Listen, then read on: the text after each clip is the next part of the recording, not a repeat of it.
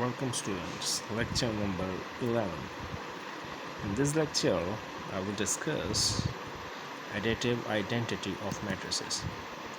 Additive identity means when you add two matrices, the identity of original matrix will not change. According to definition, in real numbers, 0 is additive identity. Why? Because when we add 0 to any number, the result will not change. For example, I have minus 5, and if I add 0 and minus 5, I got minus 5 in result. The identity of minus 5 or negative 5 will not change. So 0 is additive identity. And in matrices, 0 matrix is additive identity. Why? When you add null matrix to any other matrix, but the order of both matrices will be same, the sum you got is the original matrix. In matrices, 0 matrix is additive identity.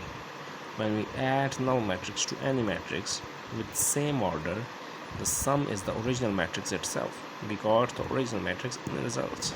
The identity of matrix will not change. For example, if you look at here, we have matrix A of 2 plus 2 order, and we have a null matrix of the same order. If we add both matrices, we got the original matrix A, and this is equal to A. And here we have matrix P of order 2 plus 1, and null matrix is also order 2 plus 1.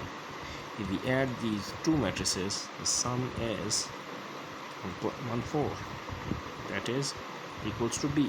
So B plus 0 is B. Hope you enjoy this lecture.